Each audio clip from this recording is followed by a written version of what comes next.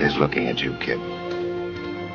I've seen things you people wouldn't believe. Baby, I don't care. Have a drink. All the gin joints in all the towns in all the world, she walks into mine. Didn't do it. Why not? The whole thing's been wrong from the beginning, and I feel dirty. Is there anything I can do? Please, Dick, can't you relax for a second? My name is Ned, Walter Ned. I was thinking about that dame upstairs and the way she had looked at me. Is looking at you, kid.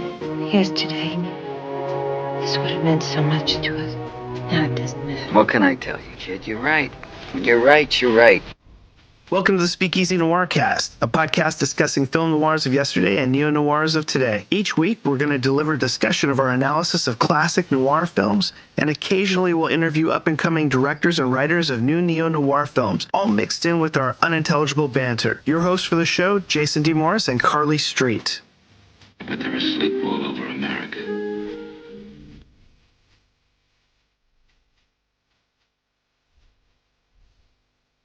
So, you're soon to be toothless, I hear.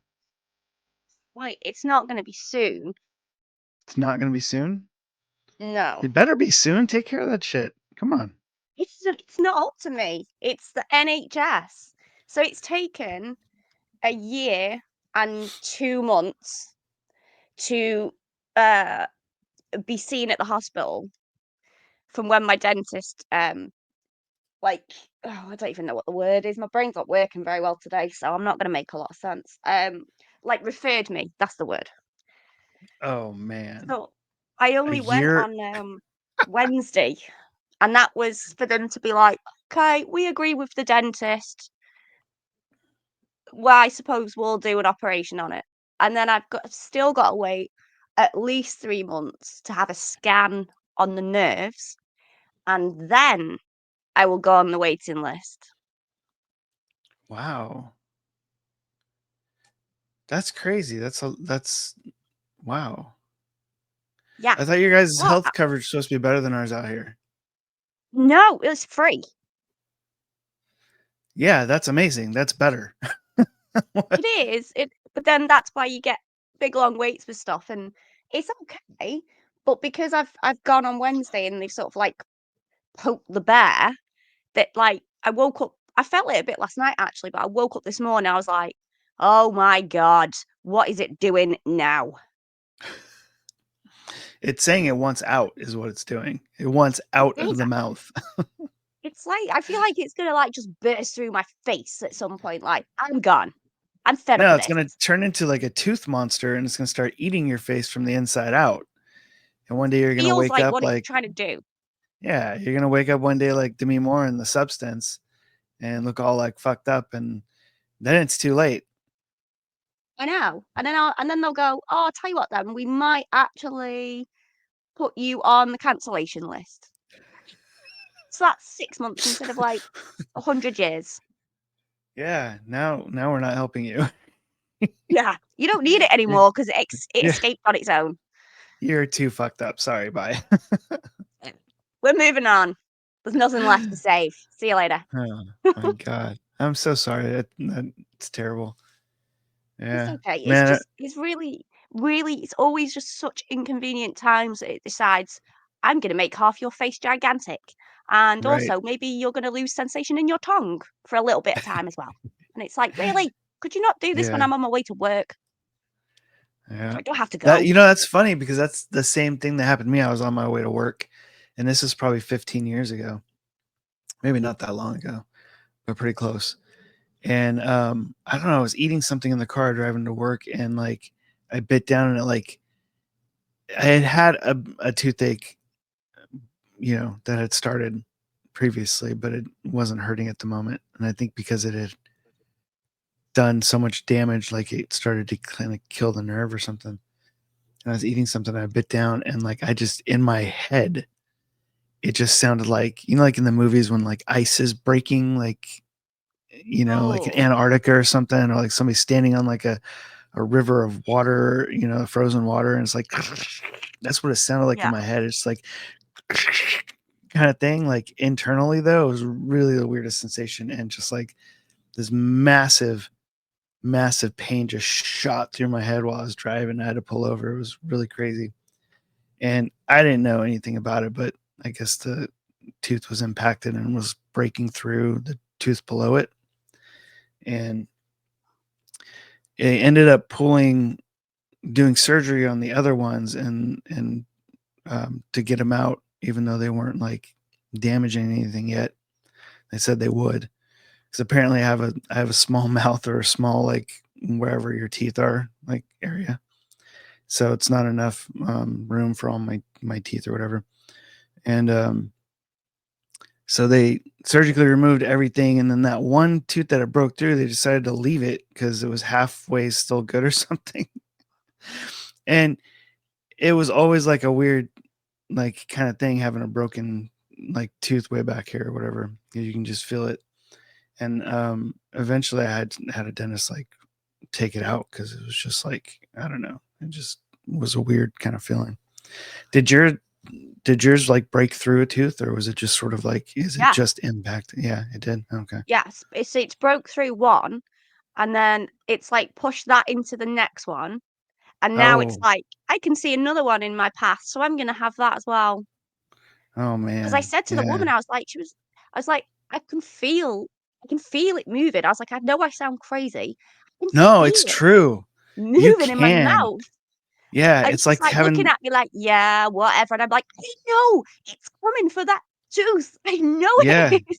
It's very true. It feels like there's like an alien or like something. Yeah, it's very true. You can like feel it, because it's so slow.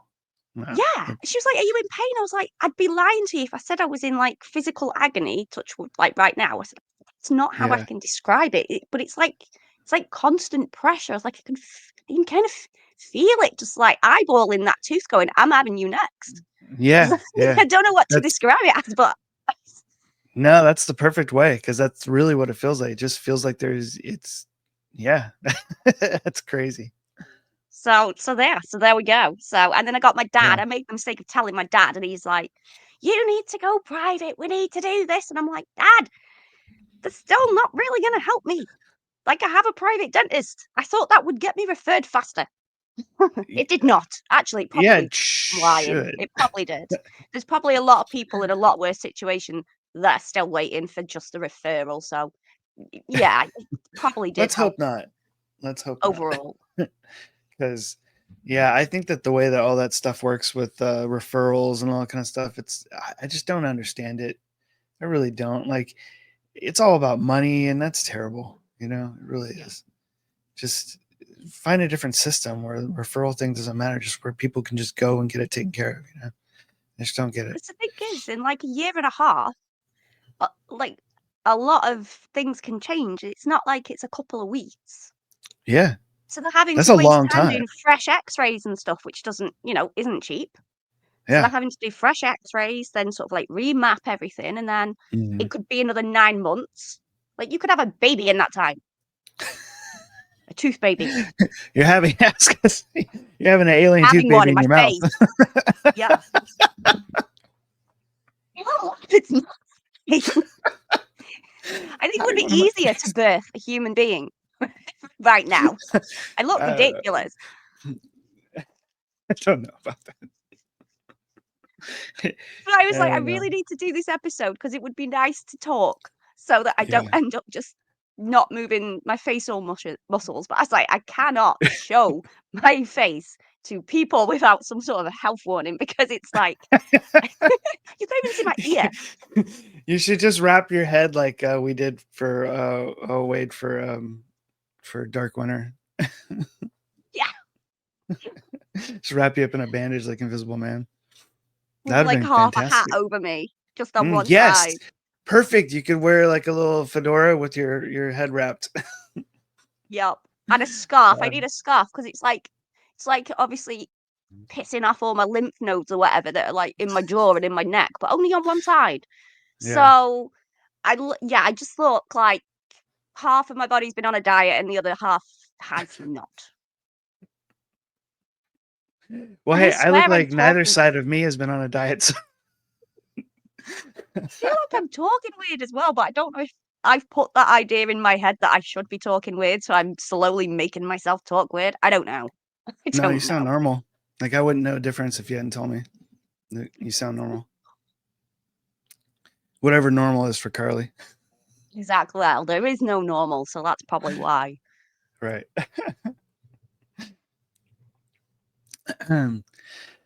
Well, I'm curious what you thought about this movie tonight.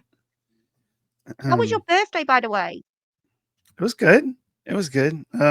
It was low key. I feel like the older that I get, the more low key I prefer things to be. Like I don't want to get older, but there's no stopping it. It just comes and you can't do nothing about it. So, No.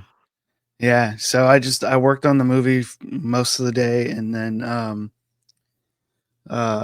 we went out. Just me, Shawnee, and Autumn went out to get some pizza and salad, and just had dinner, and that was pretty much it. We came back home, and they got me a couple presents and some cake, and we did that, and yeah, it's just nice and low key.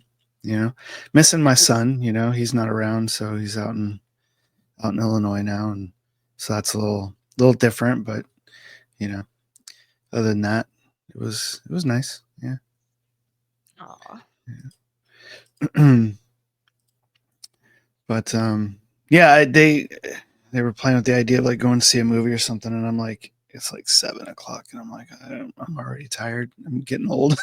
I'm like, if we go to a movie, we can, but I'm gonna fall asleep. I can just feel it. You should have been like, guys, now I'm another year older. If you want to go watch a movie, you need to start looking at the afternoon showing, early afternoon showing. Otherwise, it's not happening. I'm The not even night sure you that would pizza work. after, maybe. I think I would still fall asleep. It's just the dark, quiet environment. It'd have to be like a massive action movie to, if we went and saw like Captain America or something, maybe I'd stay awake. And you just moan about it. You'd stay awake just to moan about it. Well, no, Indiana Jones is in it, so I could deal with that. I would be okay with, yeah. So that'd be the only reason to go see it, I guess. Or what's his name? Anthony Mackie. Is that the new Captain America? He's pretty good. Yeah. I like him. I've only watched I think the first two. No, what Winter Soldier, is that the second one? Yeah, that is. Okay. Yeah, then I've only seen like the first two, so I have no idea how what's Anthony Mackie's like Condor Man or something? He's Falcon. He was Falcon. Whatever. I have no idea how he becomes Condor Man. I think that's an old Disney movie from the 80s. Okay, I gotta look that up because I'm pretty certain that's accurate. It is. All right. Condor Man. You're gonna like this. Yeah. You're gonna love this. Let's see. Copy image. How do I get this to you inside this crazy thing? I know there's a chat thing in here, right? There's comments. Let's see. No, I can't do it that way. Damn it. Okay, I'm going to Facebook, Carly. Go to Facebook, and then here's your Condor Man. I remember this as a kid now. Oh, right. Yeah, okay. Disney. Yeah, it's so cheesy. Yeah, here's another great one. So yeah, not Condor Man, Falcon. Much more respectable. Looks like what happens when you order like Captain America off Wish or something. That's quite funny. Yeah. Or like Falcon off Wish. You still feeding your fish, Timo? You could get Condor Man. No, okay. They all died. Dad, they're all dead. Fish. Well, yeah. So I would probably go see it for Harrison Ford playing the Red Hulk. Is that what he's doing? I don't even know what that is. I didn't know there was a Red Hulk. I want to say Red Wolf. I don't know why. Red Hulk. I know that's a thing. You follow Marvel? Pick up your own comic. Yeah. Oh, I have. Actually, I just came across it the other day. Yeah, when I was like 16 in high school, I made my own comics. Oh, that's cool. Yeah, it was all right. I decided that was too much work. So I think I did like 3 issues and then abandoned it. But I was selling them. I would draw them and put them into like a comic book format kind of thing and make copies and take them to school and like sell them to people. Yeah. They Pretty bought cool. them too. Yeah. So there, Carly. Ha ha ha. I did make my own comic. Yeah. I'm gonna go on Facebook now. I'm gonna like pretend that I'm making a party for you or something and try and find like any of your school friends that like happen to buy a copy, like vintage Oh, don't do that. Jason Morris comic. Yeah, no. I'll send you a picture or two. Don't do that. All right. How about we do tonight's drink? What do you think? Yeah. Yeah? All right. Is it whiskey infused? Because apparently that kills nerves, so I'm definitely about that. It's not. No. And I know he drinks whiskey in the show, but I felt like if we keep doing that, and there's a lot of stuff we watch where they're just drinking straight bourbon or whiskey or scotch or whatever it is, right? That would get real boring if that was their drink every time. Yeah, it's just a bottle of whiskey for the whole season. Yeah, straight whiskey tonight again, folks. Hope you enjoy. Whether out home drunk, drinking whiskey, definitely enjoy. No, tonight's drink is called the Sugar Rush. And this is probably a very sweet but probably good sound, good tasting drink. 2 ounces of aged rum, 0.5 ounces of marrow, 0.5 ounces of vanilla liqueur, 0.5 ounces of fresh lemon juice, 1 bar spoon of demerara. I had to look this one up because I've never heard of it before. Not unusual. Demerara. There's too many R's and A's. Oh my god. Demerara. DEMER. I can't even guess what you're trying to say there. I don't know. You know what? I can't guess what I'm trying to say either.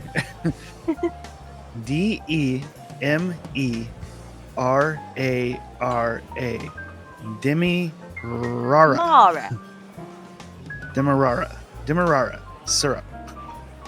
So apparently, Demerara syrup is made from regular sugar, and then there's also a brown sugar that you can use to make syrup. But Demerara, if I'm saying that right, is some sort of like special kind of sugar syrup. I don't know, but I had to look it up because I never heard of it. 2 dashes of chocolate bitters, which I didn't know that was a thing either. Lemon twists or Beryllied sugar rim for garnish. Okay, this has got accents on the letters. So, oh God. Yeah, I don't know. BRU with the little accent on top. LE with another, line up accent, which I don't know the difference between them. I gotta start over now. BRULEED. Brew lead, which I know it's not how you pronounce it because it's got the accents on it, but brew lead sugar rim for garnish. Damn. All right. Now we're through that shit. Let's get through the instructions on how to make this thing. In a shaker filled with ice, combine the aged rum, marrow, vanilla liqueur, lemon juice, and Demerara syrup. Shake well until chilled. Strain into a rocks glass filled with ice. Add 2 dashes of chocolate bitters, and garnish with a lemon twist or rolled sugar rim for an extra touch of Noir style indulgence. There you go. If somebody can explain to me what a rolled sugar rim is, that'd be awesome. Sorry, folks. God. Let me silence my phone here. Yeah. Other than the weird sugar stuff, it sounds, well, whatever that is, it sounds quite nice. Yeah, I agree. I think it would actually be pretty good. All right, to create. Oh, I think it's brulee, like creme brulee. Am I pronouncing that right? Oh, I think that's what it is. Brulee sugar, because because you do. Oh, all right. Maybe I should have researched this first. How to brulee sugar. I'm pretty sure that's how you pronounce it now. Sprinkled sugar on the surface. Use a kitchen torch or broiler to caramelize the sugar. Move the flame circular motion to caramelize the sugar evenly. Continue until the sugar has a tint of caramel color and is hardened into crust. Oh, okay. So that's Oh, where I can see how that would work with brown sugar. Yeah, because yeah. I think you're supposed to use brown sugar in coffee, aren't you, for some reason? I like brown sugar better than normal sugar. Well, I think what it was, like, let me look up the other thing. I think it's not brown sugar syrup though. Oh. It is.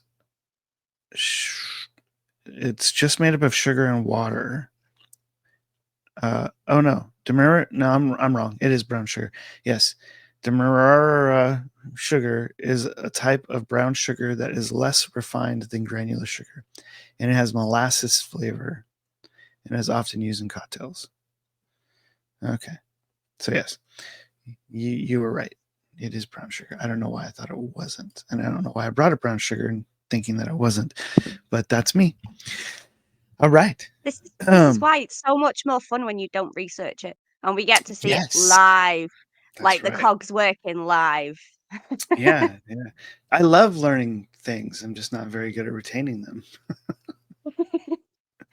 It's like Dory in Finding Nemo. Yeah. Oh my God, I'm like that. You know, I got myself in such a pickle because I did like 3 different trailers, didn't I? And I didn't label them up properly. And I sent them to my mum to watch. And I forgot to give her like an epilepsy warning for one of them because I don't know what I'd done. I'd like copied and pasted an effect and then like I thought it wasn't working. And I didn't realize it had like randomly gone on at loads of places. So I was like, fuck, I'm going to give someone a fit. And then she was like, she said, oh, I liked the second trailer you sent to me. Jason, I am still confused which one she liked because I keep blinking and I'm like, they look the same. I feel like I'm missing. Am I forgetting to view a bit of it? I'm still confused now. That's why I've just gone, I'm going to leave them for a bit because my brain is not working to distinguish anything at the minute. I agree. The first two are very similar. I when I first watched them, I recalled seeing something different, but I can't remember what it was now. And then the third one, where you have the dialogue sprinkled in, is obviously different. But maybe you should just start naming them like version 1, version 2, version 3, so that way you can keep them more straight. And folks at home, so you know what we're talking about. Carly was cutting some trailers for a short film we did several years ago called The Dark Road, which we still haven't released, but maybe it'll be coming out soon. I don't know. But she is cutting a trailer to it, and it's actually pretty damn good. I liked it. Yeah, maybe just change which one I liked, and then I got confused about which. I thought I was watching the same one over and over again. I was like, oh my God, I need to just go. Yeah, no, I hear you. I totally understand that. Yeah, it gets harder when you're doing like a feature film, like the Space Rodent. Right. So I've been looking at this thing. This is something that just happened after, we shot this a year ago. And as soon as we started shooting, I start dumping the footage in the computer and start editing. I've been looking at this footage for over a year now, and it's been finished since last like August almost. Right. But I just started creating Blu-rays for it because I needed one to go to a theater to test out the Blu-ray. And I didn't even notice it at the theater because I wasn't like looking for that kind of thing. But I got back home and I played a Blu-ray on my LCD like TV screen instead of my computer monitor. The camera we shot on has a bunch of dead pixels. And I don't know if you've ever seen like a dead pixel, like a camera that's, shot footage with dead pixels, but it's like a white dot that never moves. It just stays there throughout the entire thing because it's a dead pixel on the sensor of the camera. And I think in our case, it's not necessarily dead. I think it's the camera when it's overheating starts to create like a dead pixel in the image. So the movie has a bunch of dead pixels throughout it, And I'm watching it on board. I'm like, oh my God, there's like little, I said, once that's on the big screen, everybody's going to see these like little dead pixels everywhere because they're going to be like the size of your head, up on the big screen. I've been watching it on a little monitor, computer monitor, where you got your computer monitor, but then like your when you're video editing, the screen that you're looking at is even smaller. And we shot in 6K, so it's tons of pixels, right? And it's just shrunk down. You can't even see it. But you throw it up on a big screen TV, and it's like, whoa, you can absolutely see it. So the past like week, I've been using this like there's a couple different ways you can solve that problem, but one of the ways that I'm using is like where you clone a pixel next to it, and that pretty much should be seamless, and you should never notice it. However, because I wasn't editing with that issue in mind, there's a alternative way to do it to make sure you don't have this problem that I ended up having problem with. But because we shot in 6K, which means you can zoom in on images and do like false camera moves and change from a wide shot to a close-up if you want to, because you have so much information and it doesn't degrade the quality too much. Well, I was doing that, but what that does is, because that pixel is never moves on the footage, it's not like it moves with the character or something, it's just on the footage. When you bump in on an image, it moves the pixel around. So when I put my filter across the entire timeline to get rid of a pixel to clone the pixel next to it, well, every shot where I've moved the frame or zoomed in or whatever, the pixel's now in a different spot. So now there's like 40 pixels I'm covering up throughout the day. And so I'm literally running from my computer over to my TV in the other room. Okay, hunting for a dead pixel. And, oh, there's another one. Running back in here, watching scenes, going back and watching scenes. There's another one. So then I got all the pixels, I think, that I could find cloned and taken care of, right? So then I go and I export the movie again. And I'm watching it. And so Dean has a very distinctive like wardrobe where it's black and white and has very clean lines on his clothing. So wherever there is a dead pixel and I've cloned the pixel next to it to cover it up, it has a huge problem deciding which pixel to choose from. So it's taking like a white pixel over here and putting it on the black of his shirt, or taking a black pixel of his shirt and putting it in the white. So you constantly see this like flickering, like black and white, like dots. And I'm just like, holy fuck. So then I was like, well, yeah. What? You made like your own optical illusion inside your film. Yeah, not on purpose. not it's not something we wanted. But oh damn it, I thought I turned you off. Sorry again, folks.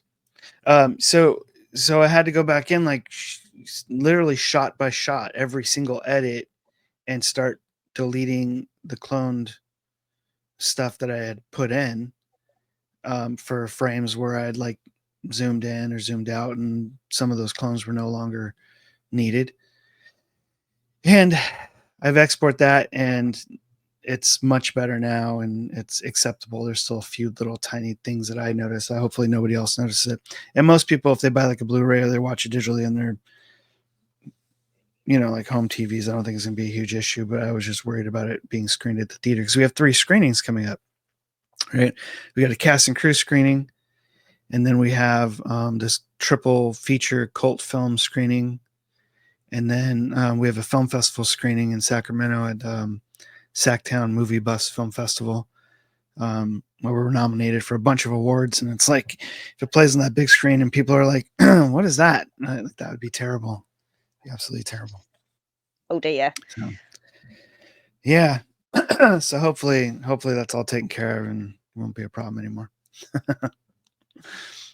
Don't worry, I'm sure there's an army of people with nothing to do that will happily point out any pixel that that camouflaged itself in that you couldn't find.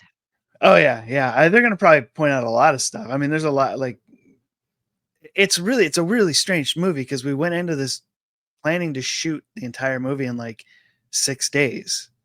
So it's like starting from day one with that in mind, it's like quality wasn't necessarily the number one priority. It was, we needed to get the stuff in the can was the priority. But it turned out we ended up shooting for almost like 15 or 16 days total.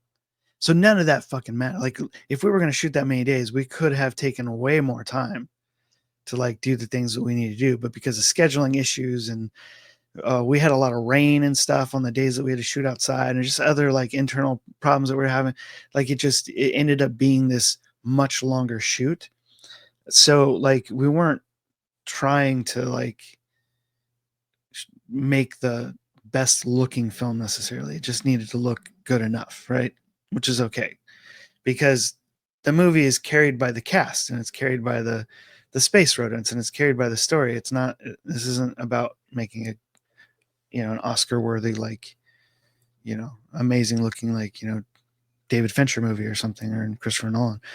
It just wasn't about that. But yeah, it's just funny because we could have taken time to do more. But anyway, there's that. That's what I'm working on. But I'm almost done. Yeah, I should stop moaning then. I should probably stop moaning like, yeah, Jason, I pressed the wrong button and everything's gone. Maybe I'll just be like, okay, he's playing Find the Pixel, so I'm just gonna be quiet. yeah, going on a pixel hunt. It's like, yeah, it was terrible. But no, that stuff happens too, man. Like, because they update the software so often. Like all these companies, you know, it used to be like they'd put out a beta and people could use it for free, but they wouldn't release it to the general public because it has issues.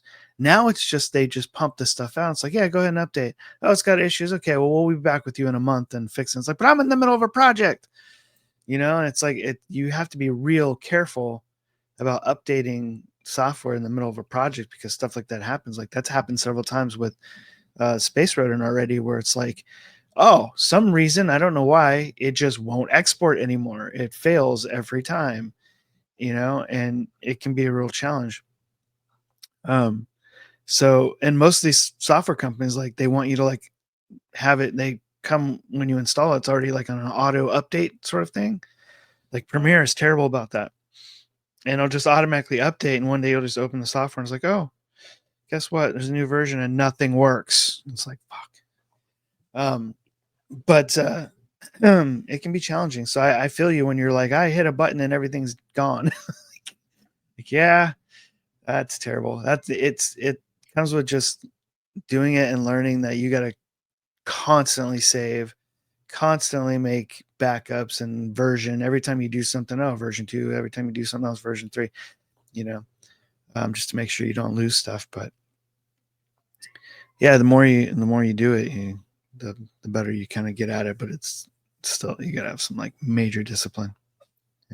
Yeah. All right, Carly, what do you think about getting into the trailer for this? Yeah. Want to do this? Depends. What's it depend on? Whether my mouse is fully charged. Because when I use my fingers, so that was the problem. So I didn't realize, you didn't tell me there was a lock button. There was a what? A lock button that like locks the line. What line? What are you talking about? What are you talking about? What are you talking about? I have no idea what you're talking about. There's a lock button on what? Yeah, I thought you were talking about trailers still. Yeah. Let's watch the trailer. Oh, I thought you said something totally different. Completely ignore me. See, this is the weird baby in my face that's doing this. Are you on drugs? No, I'm not. This is the sap. I need some. Can we start crowdfunding so I can get something? The rest of us deserve to know what the hell you thought I said. You said something about getting into the trailer business, and I was like, what? And then I thought, oh, maybe because I was moaning. Oh, just don't ask. That's what I'm sitting here like, what's the dramatic pause about? And maybe I lost her. Did like her internet cut out? And you're over here thinking, Even like, what the the fuck does internet's trailer like, business go mean? away, What's the woman. trailer business? No, I thought you were going to tell me. Yeah, no. I'm like, okay, this is going good. We're not even gonna have to do any editing. Okay. No, how about we go ahead. What? Keep it in, because then I can take this to my next appointment and go, please help me. Because Yeah. now I'm causing like issues internationally with this weird stuff in my face. So Absolutely. Yeah, we'll keep it in there. We might lose some listeners, partway through this dead silence, but it's okay. It's worth it. All right, no. How about we get into watching the trailer for tonight's movie? I would enjoy that more. More than starting a trailer business? Yes, definitely. Can't even drink my coffee. All right, folks. Here's the trailer for tonight's movie.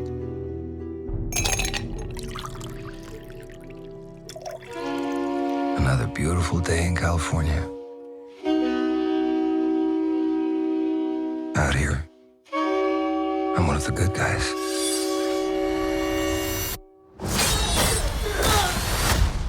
But good and bad can be in the eye. And one thing only. You find the missing. His granddaughter. She's missing. Sugar, I don't like this case for you. And I begin to pray. Who are you, buddy? Are you following me, John Sugar? I need your help. There's more to you than meets the eye. Is there? You have secrets. Not now. I can't stop. She's out there somewhere. California dreaming. These people, they're lying. I just can't figure out why. You're wasting your time and my father's money. This was somewhere I wasn't supposed to find. That's someone you're protecting. I need you to stop looking. Who's they? There's someone keeping an eye on me. She was really scared. Scared of what? California dreaming. Someone once said, tip the world on its side, and everything loose lands in Los Angeles. After all this time, is this place starting to turn me upside down? All right. That was the trailer for the... Oh, you know what? What year was this? This was just 2024, right? Yeah. The 2024 Apple television series Sugar. Did we trick you there? Not a movie. TV show. However, it's kind of fun because there's a lot of movies featured inside of the TV show, which is pretty cool. But we'll get into that later. Sugar is an American neo-noir mystery drama television series created by Mark Protosevich. Mark Protosevich, I believe, with Fernando Mireles. Fernando Mireles. I just feel like Bruce Campbell in Army of Darkness. Klaatu Vrata. And then he gets back to the kingdom and they're like, did you say the words? Yeah, I said the words. Basically, sort of. Yeah, I said them. Yeah, so I feel like every time I said the letters. Yeah, right. Anyway, this is created by Mark and with Fernando directing 5 episodes and Adam Arkin directing 3 episodes. The series stars Colin Farrell, who also serves as executive producer, and it premiered on Apple TV on April 5th, 2024. But before we get too far into that as well, Carly, do you have in a nutshell synopsis for us? I do. Yes. I do. I hope this is I only amazing. have one. I could only manage one.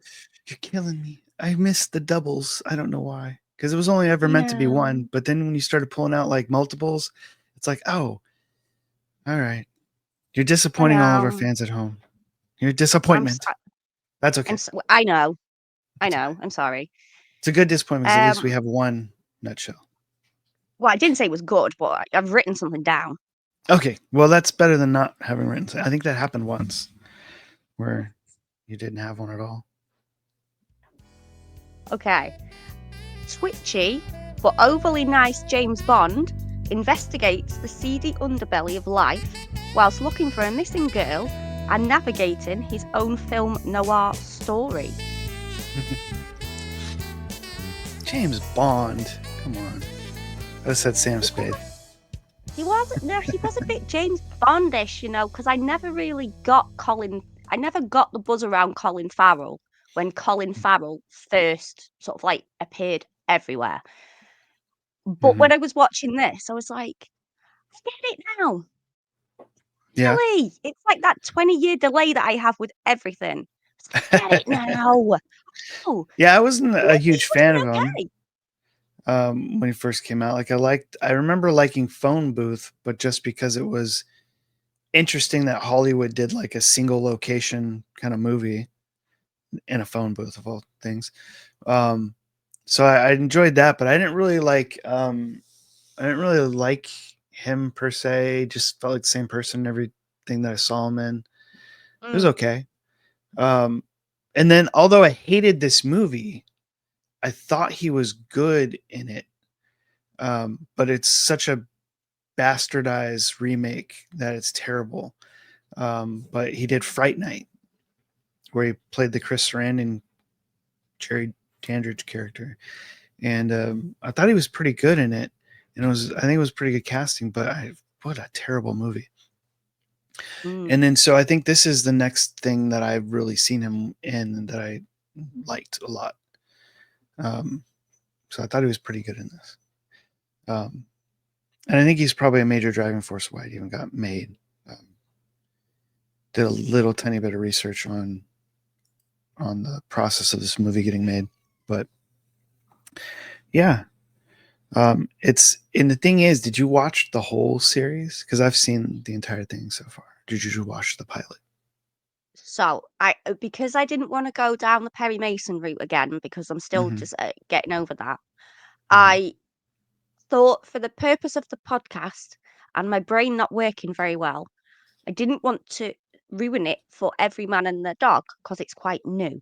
So I decided to just watch the pilot, and I literally have in another window that's open, episode 2 on pause because I'm gonna sit and watch it all because I really did like it, and I was really tempted to go, I'm gonna watch them all, and I thought, no, I'm not. Yeah. I'm just gonna watch the pilot.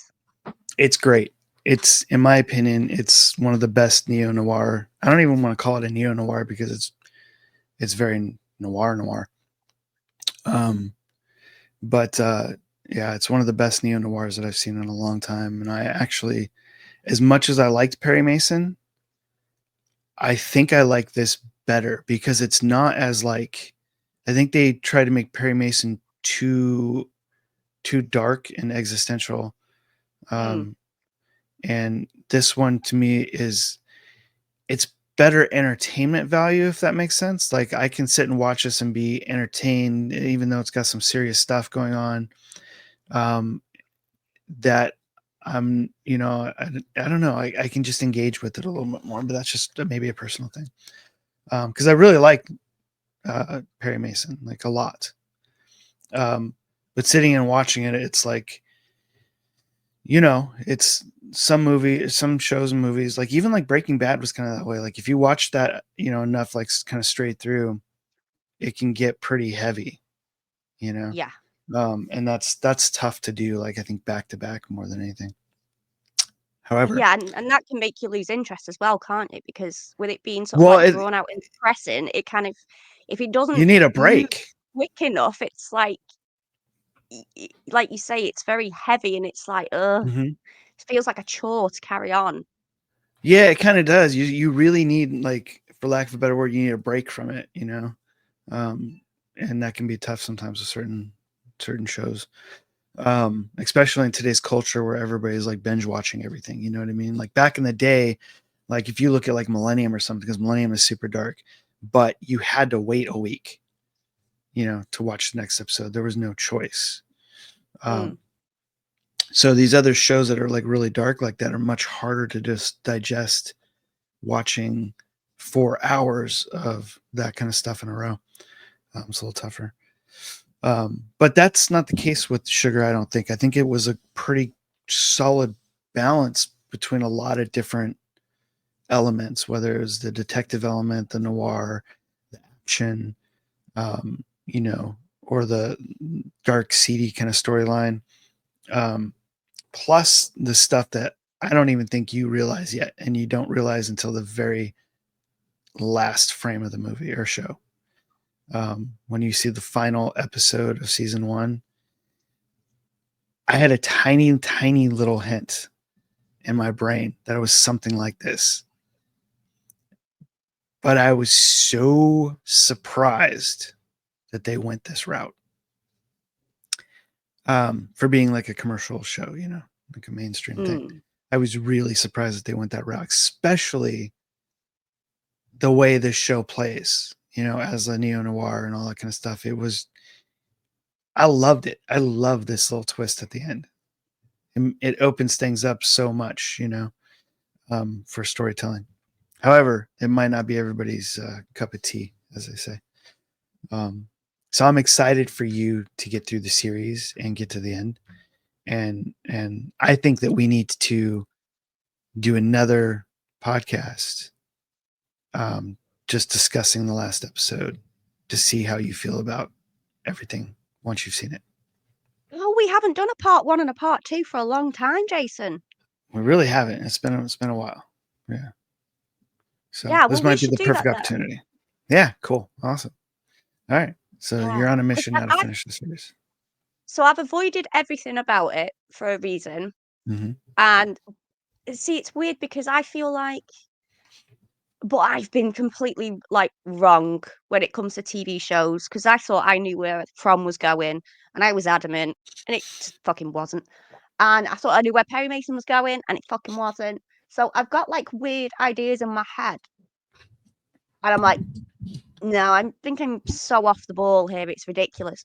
But that makes it quite interesting to me as well, because I like all the little things that they're throwing in there, like, because it looks like, how do I describe it?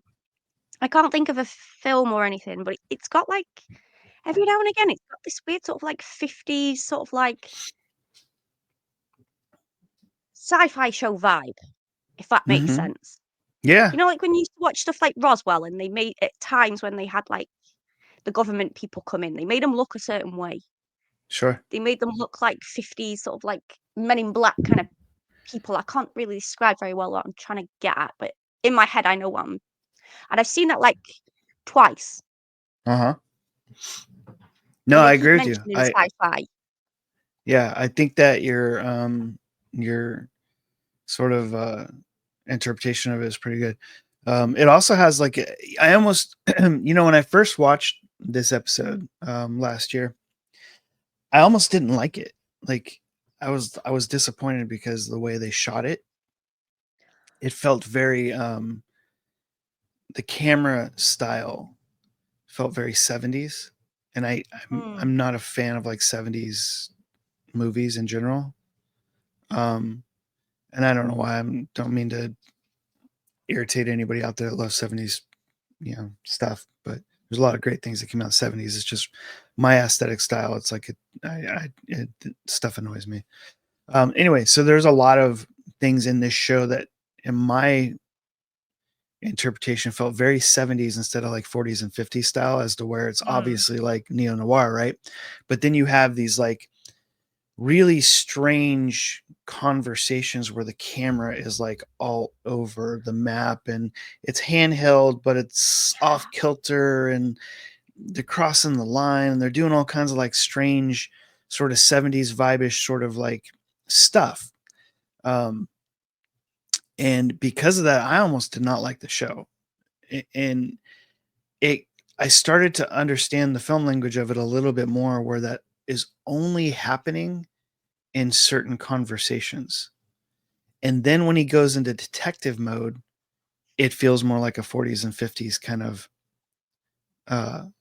you know, concept, like the way that they're shooting. It's completely different. And then there's also this sort of like, I don't know if you've seen a lot of like Godzilla or Japanese kind of films, like from the 70s and things like that. They do some of that, and I know the show opens in, I think it's Japan, if I remember right.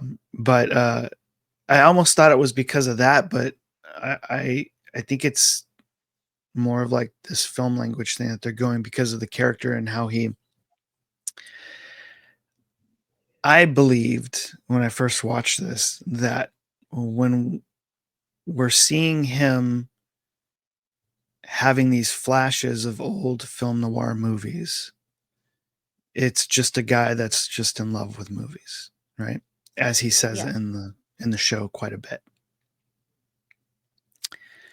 My interpretation of that is completely different now after watching the last episode, which I will not bring up now until we do our sequel of this podcast.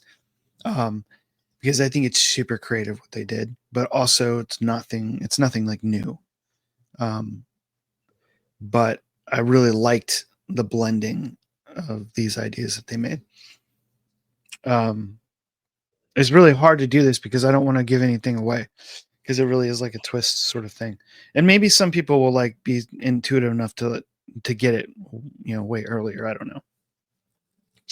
But I really wasn't. Like I didn't quite grasp it. There was like a little tiny hint in me where I was like, oh, it'd be really cool if there's no way they're going to do that.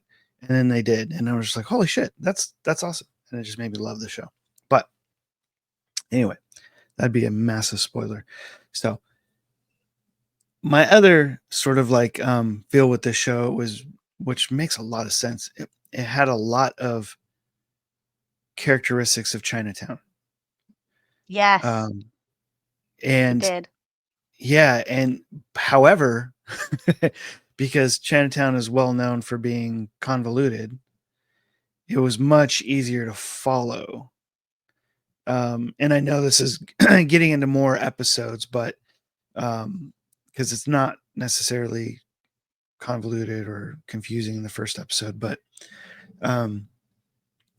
throughout the series, it is much easier to kind of follow than Chinatown is, which I reckon. I love Chinatown, but I recognize that it can be confusing.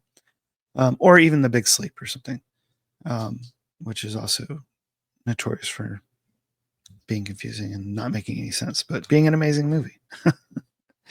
Yeah, I'm still hurt about that, Carly, that you don't like Chinatown. It bothers me. Sorry.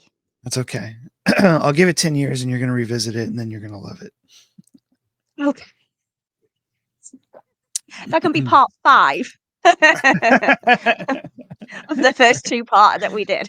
Yeah. Well, hey, who knows? Maybe somebody will make. Still don't like it. Yeah, maybe somebody will make a remake by then because the writers passed away, and maybe Jack Nicholson. Oh, God forbid, Jack Nicholson will be gone at some point. There'll either be a remake or a sequel. Who knows? I'll do a shorter, cut down version because in about 25 years, I'll probably have figured out how to do that. So I'll be like, I've just cut it together so it makes sense, guys, and taken a load of whiff-raff out in the middle. There you go, done. You'll figure it out before then. You better. You got a lot of work to do. I hope so. Yeah. Yeah, this is, again, I find it difficult to do these TV show episodes because of how spoilerly spoiler,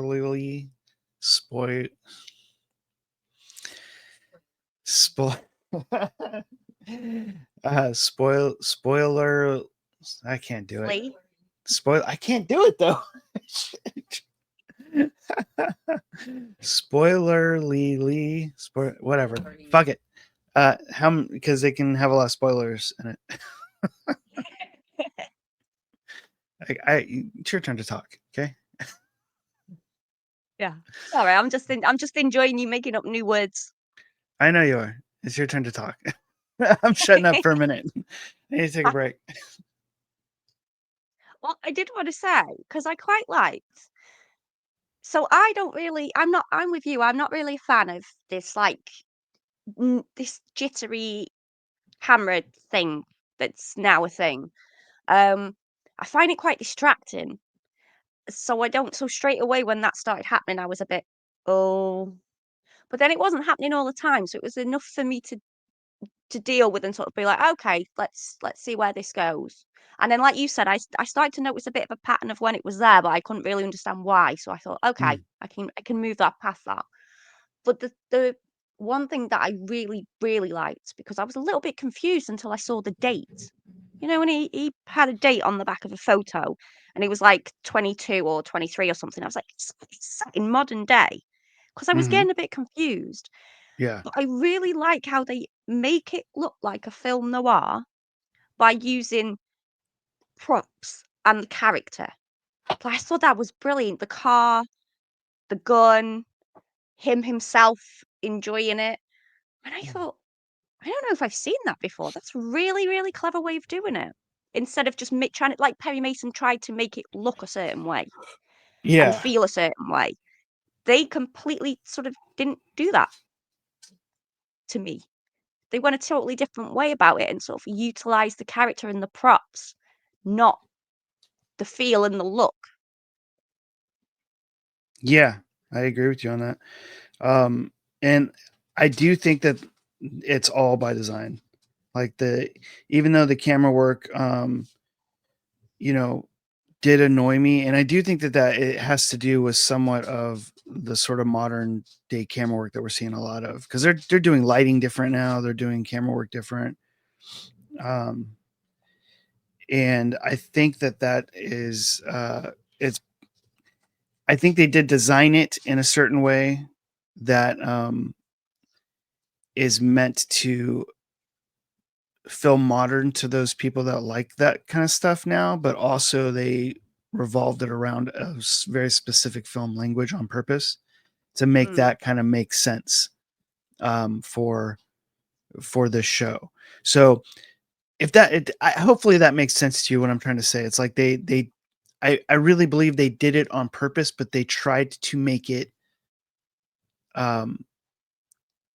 they weren't being lazy about it, like I think a lot of camera work is today. Like it almost Oh, there feels was a like purpose. yeah, there's absolutely a purpose to why they did it and how they did it, but they also, I think, did it to make it feel, I hate saying modern, but that's the world we're in right now, is where that is modern camera work these days. And so I think they were very smart about it, and that's just my own thought. I don't know. Like I would love to maybe talk to the DP, honestly, to like just discuss the show with them and what they discussed in terms of like film language and why they chose to do certain things. And the more that even watching the pilot the second time, it just works so well for me now. And I hated it when I first saw it. And I think it was a bias because a lot of cinematography these days, I hate, like these younger people don't even care about crossing the line or like why you would do that, if you're going to do it. Like it has to be a reason. And I understand mistakes happen, but you can tell when it happens so many times in a movie, like there's no rhyme or reason. Like that is not a style that you're creating.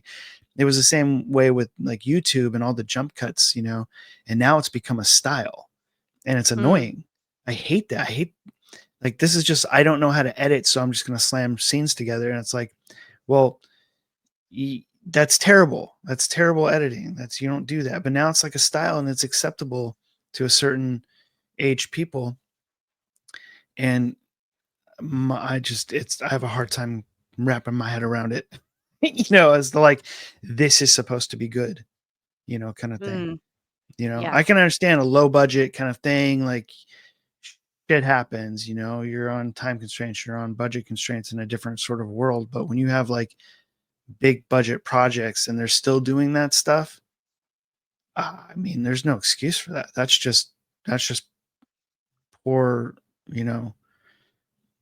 craftsmanship, really from the, my perspective. But I don't know. Anyway, I don't think that they did that. I'm very positive they did it in this show for a reason, because you can see the difference, of how they handle like the scenes with him and his handler, and then the scenes like him going and investigating, and then the action scenes. Like they're very distinct styles of shooting. of film language, and I really respected that. There is a scene that worked really well, but also bothered me. So I know this is a very basic, like, film 101 sort of thing, but like, you're taught in order to imply certain things in film with camera angles. And then in this instance, it really bothered me because I really felt the scene called for doing it in this basic way, and they didn't. And maybe that was a conscious choice. I'm not sure, but so there's a scene with the homeless guy, and he asks him to watch his car and gives him the keys or gives him the phone. Yeah, and he's talking to the dog. Yeah. So this is great. Like he's showing his humanity, his empathy, and for people, and then he comes back out after with the woman and talks to the guy, and he's trying to get him to call his sister, and he'll get him a plane ticket and all that kind of stuff. And he's being very empathetic.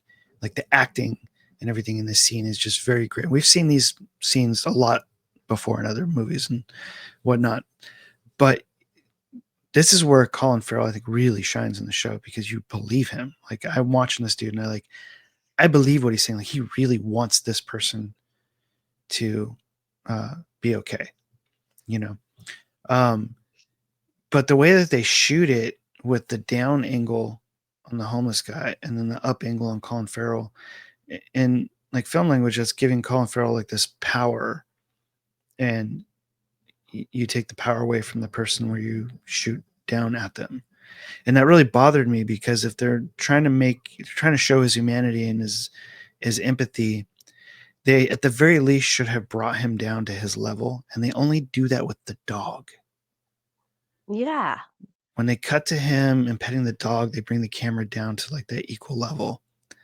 But when it's him and the guy, they didn't do that, and that really bothers me because it goes against, in my opinion, what they're doing with the scene, unless there's more meaning behind it later on in the show, which I doubt, but there could be. But that one scene like really bothers me, and it bothered me again rewatching it for the podcast. But yeah, I really think that they blew that sort of like humanity thing because his acting is so good in that scene, but then they do that, and it's just like, well, why are you standing over him? Like, why are they making him appear to be better than this person when he's literally saying the opposite? It just really bothered me. But other than that, that was my only critique. There's two critiques, upon my first watch, and then the only one that still stands is that moment with the homeless guy and the dog. But other than that, I really, really loved this show. I am so excited in my research for the podcast to find out that they've greenlit it for season 2. So you are safe to watch the rest of the season 1, Carly. There will be a season 2 coming out. And I hope it continues. Apple seems to be doing pretty good for their shows in terms of like cancellations and stuff. There's a few like disappointments over the years, but for the most part, they're really digging into some genre stuff, which is really cool. Yeah, hopefully there's going to be a few more seasons at least of this. Yeah. Were there any things that that stuck out to you as like you just didn't like or didn't sit well with you?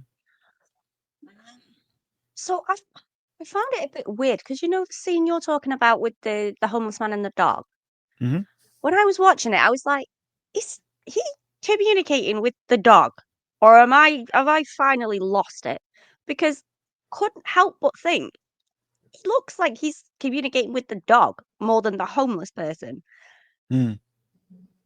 I don't know.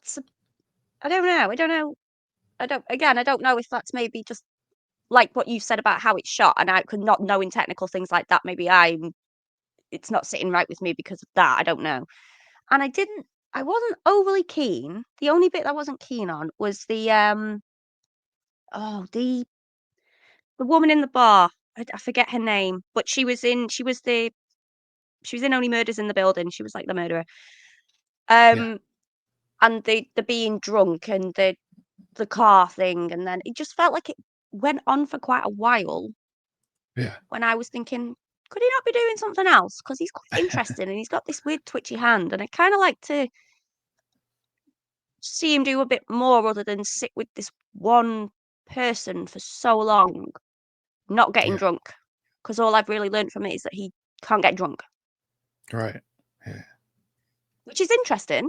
But I don't need 15 minutes of you not getting drunk while she's getting quite hammered. And some of the edits and things in there, like the quick cuts and Mm-hmm. that, because I wasn't massively invested in that moment, then the editing sort of took me out even more from it. But being honest, I think that was the only bit. There wasn't anything else in particular that I was like bored with or didn't like. I thought it was quite Nice. interesting. I thought it was quite I very much liked that a lot of it was about his character and getting to know his character, because a lot of times in pilot episodes, they throw everything in that you've got to know about to sort of go, oh, this is why you should watch. It's so interesting because of all these things. And this kind of did the opposite. It was like, you need to watch this character because there's something going on. Not the other way round. Not, oh, look at this story and look at this bad person and, oh, look at this random shot of someone getting murdered that we need to find out about later. Yeah. It was him. Yeah. No, that's a good point. Yeah. I agree with that. They did, like, it was more, yeah, I don't know. I think it was a good balance, like how they played that. I do. Yeah. And I think it continues on throughout the whole series. I think they do a good job balancing all of it. Yeah. Oh, God. I do like interesting people that are a bit broody, being quirky and a bit unpredictable. And that's kind of what I got. So I hope that carries on. Yeah. Yeah. I don't know about the brooding thing, though. Like, because I don't.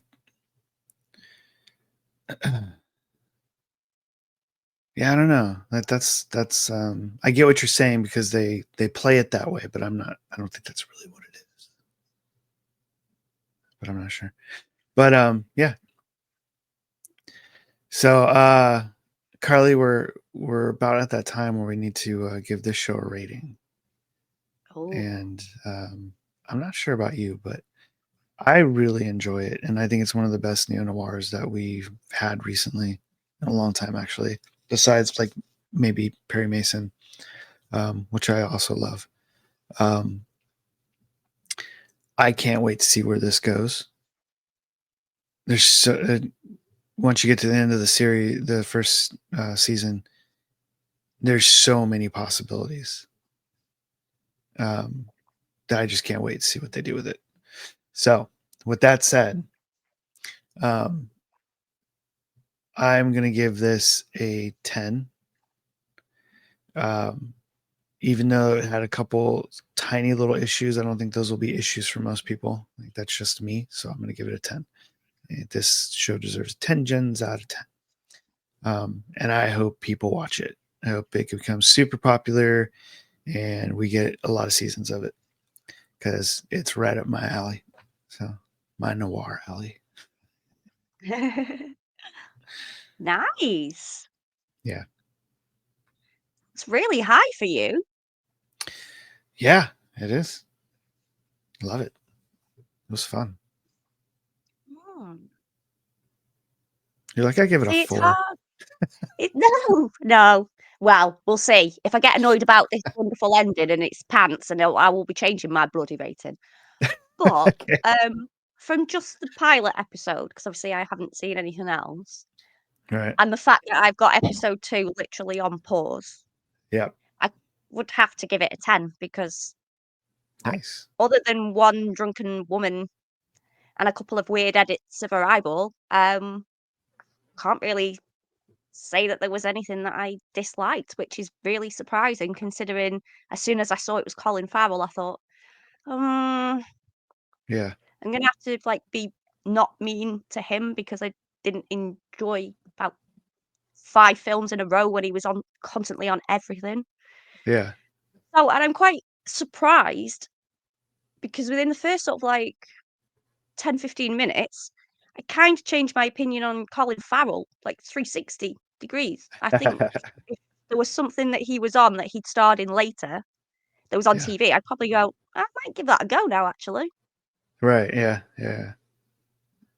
Yeah. No, I think after he had his little shot to stardom really fast, and then I don't know, I think he was having like some drug or alcohol problems, and like his star fell quite a bit, and then he wasn't cast as much or at all for a while. I think he, from what I understand, got cleaned up and came back trying to make his career back, and I think he's doing pretty good, pretty solid work so far. Yeah. I think the problem is though, people when someone's popular, they get oversaturated, don't they? And it's nothing half the time. It's nothing to do with them, and it's not their fault. It's just everybody jumps on the bandwagon and are like, "Oh, we must have their face on everything," Yeah. and so they end up being in things that either they aren't right for, or I don't know.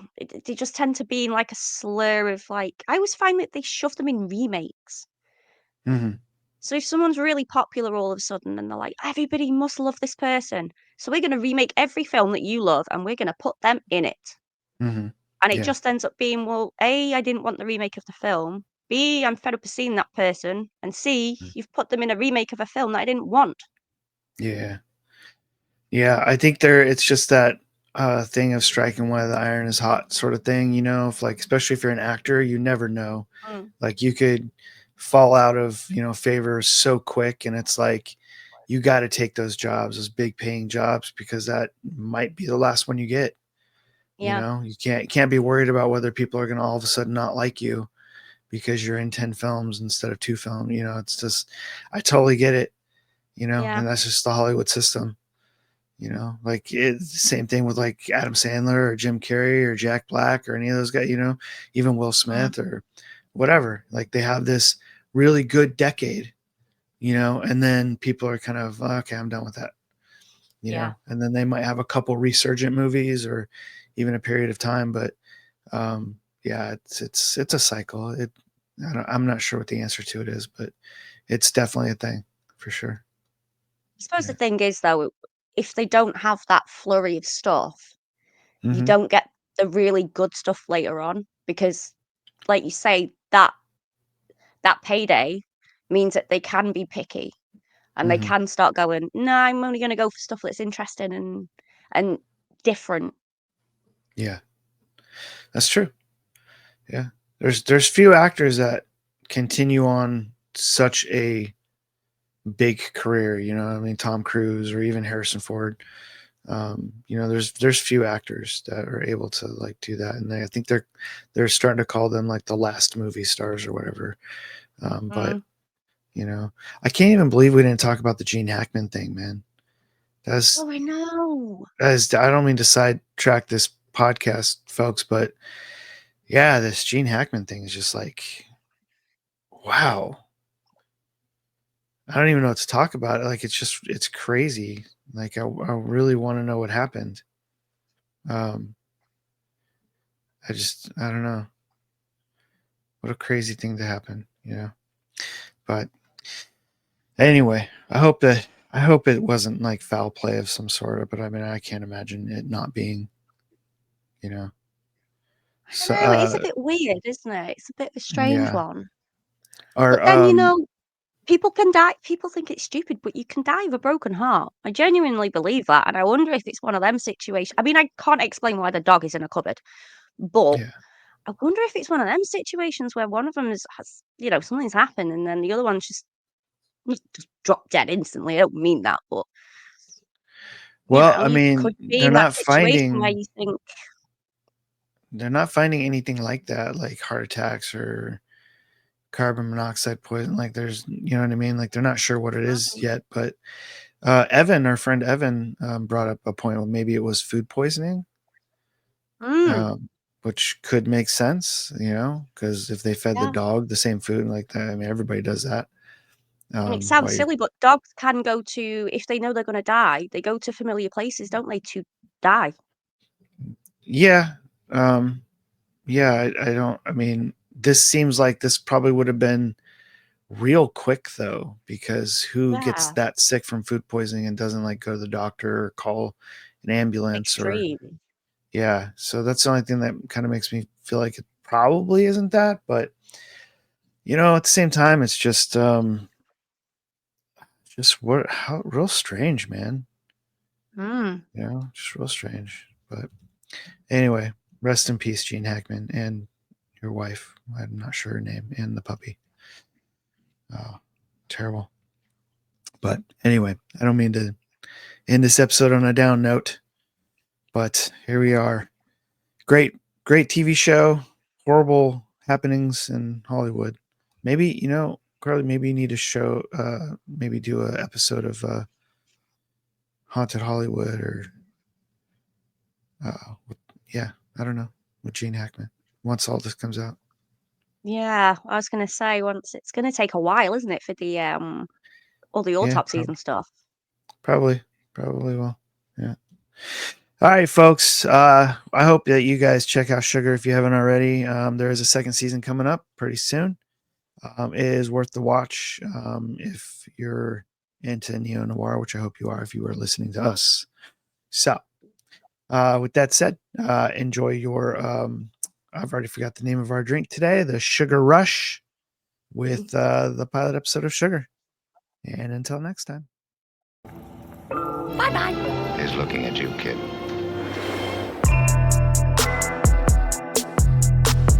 Thanks for joining us this week on the Speakeasy Noircast. Make sure to visit our website, resurrectionfilms.net, where you can subscribe to the show in iTunes, Stitcher, or any of your favorite podcast apps so you'll never miss a show.